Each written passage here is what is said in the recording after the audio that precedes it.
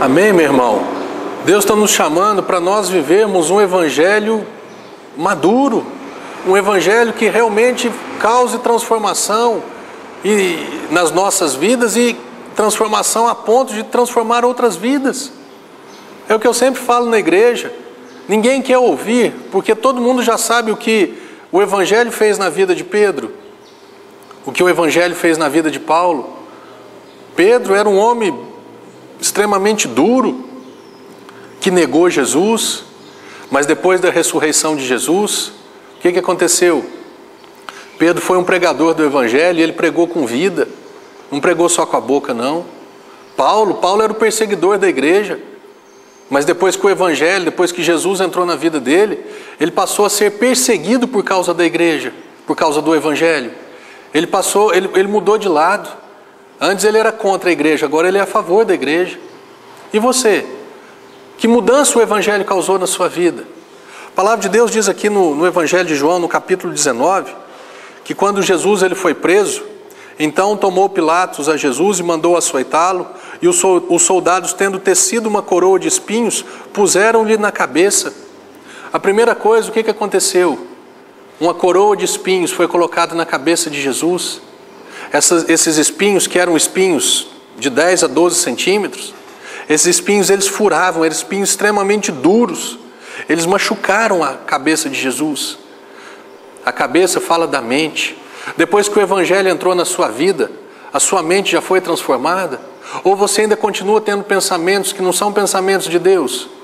Pastor, mas é impossível. Eu sei, eu também tenho pensamentos. Às vezes fica com raiva, às vezes fica com ansiedade, às vezes tem pensamentos que não eram para ter. Eu sei disso, mas isso são momentos. Você, depois que você recebeu Jesus na sua vida, sua mente já foi transformada. Os seus sonhos, os seus projetos de vida, os seus ideais, eles já foram transformados. Porque quando a mente é transformada, a boca também começa a falar diferente. Quando a minha mente é diferente, eu começo a falar diferente. Você já mudou a sua palavra, a sua maneira de falar? Ou você ainda continua falando que você é doente, que você não tem cura, que é a minha doença? Você continua falando que você não tem jeito? Você continua falando que essa pessoa, nem que Jesus aparecer para ela, ela não vai se converter? É isso que você tem falado? Que o dinheiro do teu salário, que a tua empresa não vai para frente, que o teu funcionário não presta, que o teu patrão não presta? É isso que, meu irmão, você tem uma mente nova. Essa mente nova precisa se manifestar de alguma maneira, com uma novidade de vida, com uma maneira nova de pensar, de falar. Essa mente nova, o que vai acontecer? Vai gerar uma atitude nova. A Bíblia diz que Jesus, ele foi crucificado. A mão de Jesus foi furada. Os pés de Jesus foram furados. A mão e o pé de Jesus falam o quê? De atitude de andar diferente. Ou seja, a mão de Jesus foi pregada naquela cruz. Ou seja, você não vai agir mais de acordo com o que você quer. Quem que é você, meu irmão em Cristo? Você ainda continua agindo egoisticamente? Eu quero assim, vai ser desse jeito. Mas e o outro? E o Tomé? E o incrédulo? E o perdido? Ele vai ver você que se diz cristão, agindo dessa forma, ele vai querer o evangelho? Você precisa mudar suas atitudes. Você precisa mudar a sua maneira de andar. Ou você continua frequentando os mesmos lugares de antigamente e pregando para todo mundo que ele precisa mudar de vida, que ele precisa entregar a vida dele para Jesus? Que evangelho que é esse? Que marca que é esse? Quer dizer, não teve marca, né? Jesus disse assim: quem quiser, negue a si mesmo, toma sua cruz e me siga. Você quer andar perto de Jesus? Você quer andar, andar no rastro da unção, do poder e do milagre de Jesus? Então vai para a cruz. Entregue-se para Ele, mas de verdade. Pega a sua mão e fala: Jesus, pode pregá-la na cruz, eu não quero mais agir do jeito que eu agia. Pega o seu pé e fala: Jesus, pode prender os meus pés na cruz, porque eu não quero andar mais do jeito que eu andava. Eu não quero falar do jeito que eu falava. Eu andava falando mal de todo mundo, eu andava cobiçando a mulher do próximo, eu andava querendo levar vantagem. As minhas atitudes como profissional era sempre de levar vantagem. Eu não quero mais agir dessa maneira. Eu gostava muito era de ser honrado, de ser servido, mas agora eu quero honrar as pessoas. Eu quero servir as pessoas.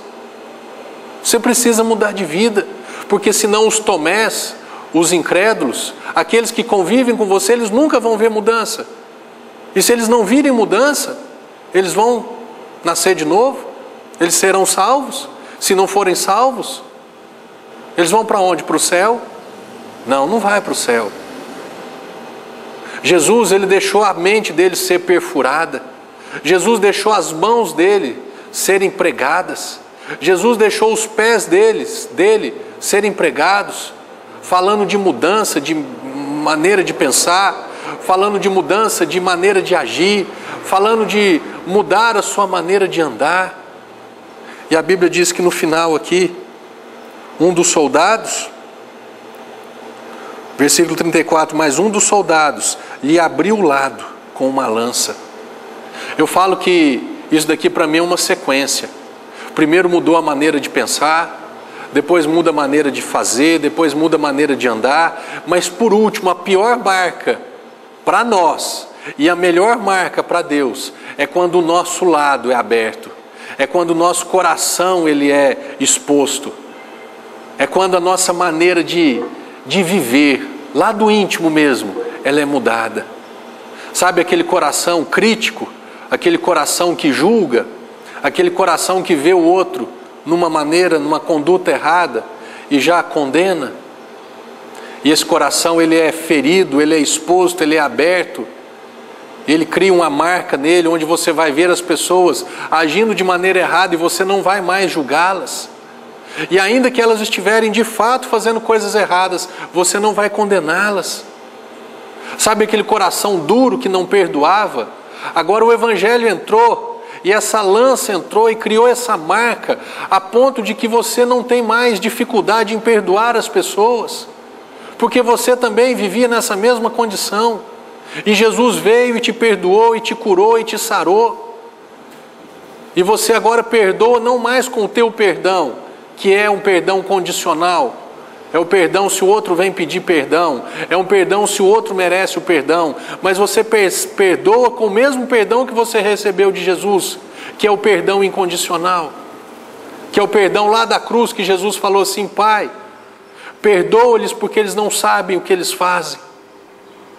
É você olhar uma pessoa agindo errado, falando errado, andando errado, e vai falar assim: não tem importância, eu te perdoo. Eu não vou trazer condenação sobre a sua vida.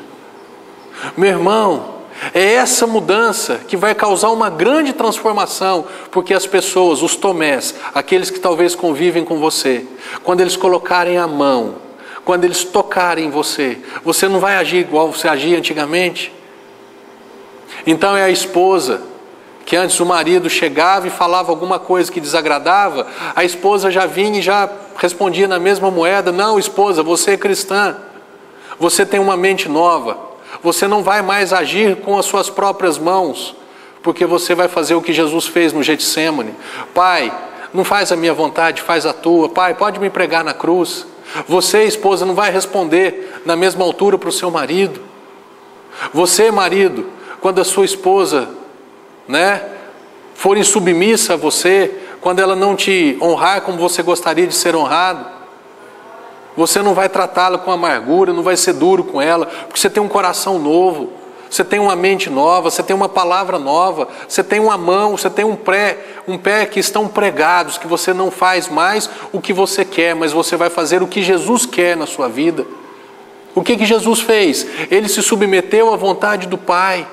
Você e eu também precisamos nos submeter à vontade do Pai, à vontade do Pai que está na palavra, porque senão as pessoas não se converterão. Senão as pessoas, que evangelho é esse, Marcelo, que você está pregando? Que eu não vi mudança nenhuma na sua vida. Eu não abro mão disso. Eu não abro mão de ser exemplo. Eu não abro mão de andar na frente das ovelhas lá na igreja. Eu não abro mão de permitir que Deus me pregue, que Deus me prenda. Eu não abro mão de permitir que essa palavra ela invada a minha mente. para eu ter uma atitude nova, uma palavra nova, um andar diferente. Eu não abro mão, eu não tenho dó de mim. Você tem dó de você? Não tenha dó da sua vida, porque senão essa vida ela não vai causar transformação alguma na vida de ninguém. Se você ficar poupando a sua vida, se você ficar cuidando, cheio de dedo com você mesmo, não vou fazer isso não. Não vou fazer dessa maneira não. Deixa ele para lá. Ninguém nunca vai aceitar Jesus, ninguém nunca vai ver Jesus na sua vida. E Jesus, ele tem uma ordem para você. No Evangelho de Mateus, no finalzinho, depois que ele ressuscitou, ele falou assim, ó, ide. Esse verbo, essa palavra ide, é o verbo ir num tempo imperativo, é uma ordem. Até que ponto nós nos submetemos à palavra de Deus? Até que ponto a palavra de Deus ela é interessante para nós? Quando a palavra é boa, quando existem as promessas, a promessa da cura, a promessa da prosperidade, a promessa da graça, do amor, da liberdade. Mas e a promessa do ide? Você tem cumprido? E você tem cumprido como? Por isso que Paulo disse, ninguém me perturbe, porque eu trago no meu corpo as marcas de Cristo. Quais são as marcas de Cristo na sua vida, meu irmão? O que as pessoas têm visto em você? Quais são as mudanças que ela tem visto? Quanto tempo você é cristão? Eu faço 13 para 14 anos que eu sou cristão. E eu tenho procurado, cada dia mais, deixar marcas, deixar Cristo me marcar. Eu gosto muito de um texto, lá em Gênesis, no capítulo 32 ou 33, se eu não estiver enganado, quando Jacó, ele teve um encontro com Deus, e daquele encontro ele saiu mancando, ele saiu diferente daquele encontro. Meu irmão, você que já teve um encontro com Deus, você precisa sair diferente desse encontro. Quando você e eu, nós temos um contato com Deus através da palavra, quando você vai à igreja, quando você ouve uma palavra, uma ministração, você precisa sair de lá, entre aspas, mancando. Eu preciso sair andando diferente. Jacó, ele saiu fugido do irmão dele, e agora ele está indo ao encontro do irmão dele. E ele chega para o irmão, e ele se submete ao irmão, e ele honra o irmão. Meu irmão, dentro da tua casa, como é que são as coisas? Você precisa andar diferente dentro da sua casa para que as pessoas vejam diferença. O irmão dele viu diferença na vida dele. Eu, para a honra e glória do Senhor, na minha casa todos nós somos salvos. O meu irmão, o Henrique, Deus me deu o prazer de batizar ele nas águas. Me deu o prazer, o privilégio de colocar as mãos sobre a vida dele e ele ser cheio do Espírito Santo. E o seu irmão? E o seu pai? Os meus pais estão lá na igreja onde eu sou pastor. O meu sogro, durante muitos anos, ele não frequentava a igreja. Mas hoje, não perde um culto. Imagina se o meu sogro olha para mim e fala assim, o quê? O Marcelo, eu conheço a vida dele, eu sei quem é ele, eu vou lá para quê? Para escutar uma coisa, para escutar ele falar uma coisa, mas ele não vive? Imagina se fosse assim, a minha sogra está dentro da igreja, está todo mundo. Por quê? Porque eles têm visto visto mudança na minha vida. E volto a dizer, toda honra e toda glória sejam dadas ao Senhor. O próprio apóstolo Paulo, nesse mesmo texto, ele fala, longe de mim gloriar-me, a não ser na cruz de Cristo. Meu irmão, Deus hoje, essa palavra talvez para você seja um chacoalhão. É uma exortação de Deus.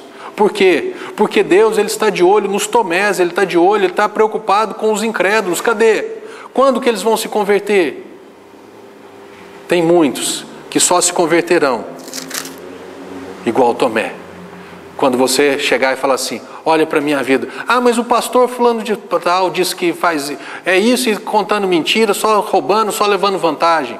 Ah, porque o fulano diz que é crente, mas isso, mais aquilo. Tá, olha para a minha vida. Olha para a minha vida. Deus quer que você assuma uma responsabilidade, um compromisso com Ele, de tal maneira que você vai falar isso para qualquer pessoa, olha para a minha vida. Não olha para o outro não, olha para mim. Toque em mim, põe a mão, põe o dedo, me cutuca, me pergunta, exige de mim. Deus está te chamando para isso. Jesus está voltando. E os Tomés, se eles não se converterem, eles não vão para o céu. As pessoas que convivem com você, se elas não virem as marcas de Cristo na sua vida, não sei se vão se converter. E se elas não se converterem, elas não vão para o céu. Não seja egoísta, seja responsável com o Evangelho. Seja responsável com a salvação que Deus te deu, que não te custou nada, mas custou tudo para Ele. Paga o preço para que os Tomés sejam salvos. Amém? Que Deus seja louvado em sua vida. Que o Espírito Santo ministre na sua vida, naquilo que precisa ser transformado. E que toda honra e toda glória sejam dadas única e exclusivamente a Ele. Amém.